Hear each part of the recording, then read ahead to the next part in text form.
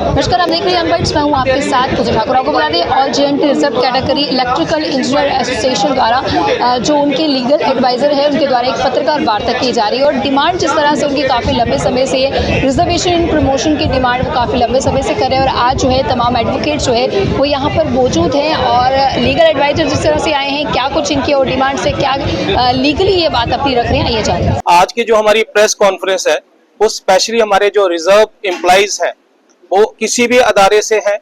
आज तो हम स्पेशल जो है इलेक्ट्रिकल डिवीजन के लेकर कर रहे हैं, लेकिन मैं सभी जो हमारे दायरे में आते हैं 2 लाख से लेकर 2.5 लाख के करीब हमारे रिजर्व जो कैटेगरी के एम्प्लॉइज हैं जो काफी देर से अफेक्ट हो रहे हैं। 2015 से लेकर आज तक वो जद्दोजहद में लगे हुए हैं और हमारे लोग जो हैं वो इस सिस्टम की वजह से वो सिस्टम में आपके सामने बात रखना चाहूंगा। आपके माध्यम से मेरे को बड़ी खुशी हो रही है कि आज जो हमारा प्रेस मीडिया है आजादी से हमारी बात को खुलेआम रख रहा है और पूरे जो प्रेस मीडिया को मैं शुक्रगुजार करता हूं कि आज आप हमारे यहाँ हमारी बात को आपके माध्यम से रखने के लिए हमारी हेल्प कर रहे हैं। कुछ जो है कोई एक क्वेरी जो थी वो असेंबली में उठी थी।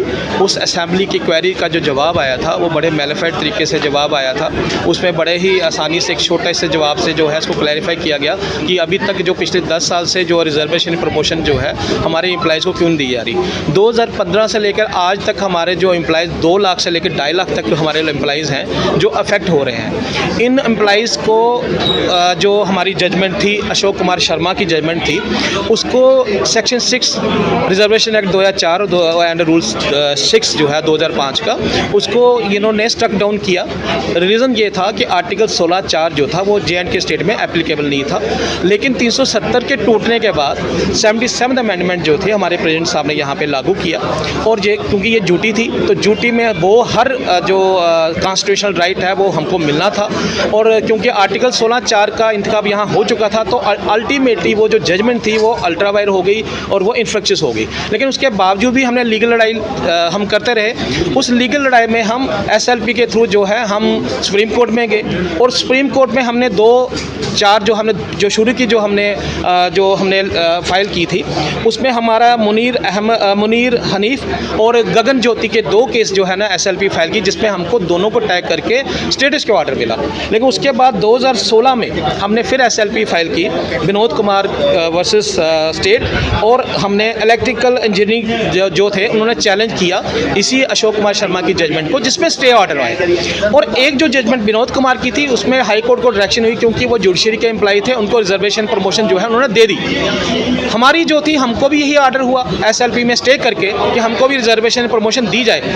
लेकिन इंस्टेड ऑफ GAD डिपार्टमेंट ने हमें प्रमोशन देने के बावजूद हमारा जो एक नोटिफिकेशन निकाल दी और उस नोटिफिकेशन के अकॉर्डिंगली जो है हमको जो है नोटिफिकेशन निकाल के हमें बता दिया गया क्योंकि पिछला स्टेटस के ऑर्डर है और हमको वहीं रख दिया। हमने उस ऑर्डर को भी चैलेंज किया DB में, कश्मीर की कैट में और जम्मू की कैट में, जिसने इस ऑर्डर को क्वैश कर दिया। मैं बड़े आपके माध्यम से एक बात ये बताना चाहता हूँ कि जो असेंबली में आंसर दिया गया वो दिया गया कि आज तक ये ऑर्डर इंस्टेंट है, जबकि वो 2 महीने पहले ही क्रैश हो चुका है। यहीं से साबित होता है कि जो एग्जीक्यूटिव हेड है इंस्टेड ऑफ वो जो पुराने 2015 के ऑर्डर हैं वही बताए जा रहे हैं स्टेटस क्यू के ऑर्डर। जो नए ऑर्डर आए उसके बारे में कोई डिटेल इन्होंने जो असेंबली हमारा डेमोक्रेटिक जो हमारा मंदिर था उसको एक रॉन्ग जवाब दिया, मैलिफाइड तरीके से जवाब दिया, जिससे साबित होता है कि इनकी इंटेंशन अच्छी नहीं थी। 2015 में भी NC की गवर्नमेंट थी और आज जब ये मेजॉरिटी के साथ वापस आए तो हमने ये सोचा कि कहीं ना कहीं ये हमारे रिजर्व एम्प्लॉइज़ के लिए सोचेंगे।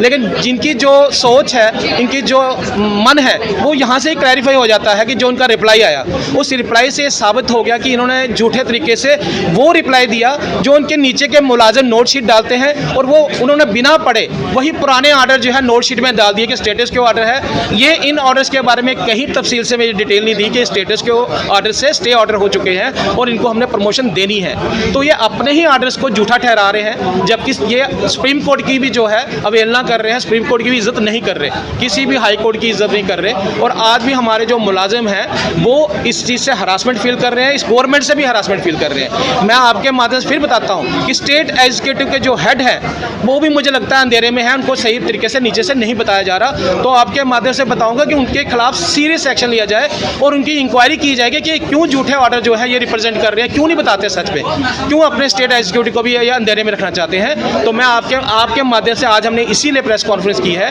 कि हमारा जो सिस्टम है, अगर हमारे लोगों के लिए ये लोग खुल के नहीं आएंगे तो हमें सड़कों पे भी आना पड़ेगा।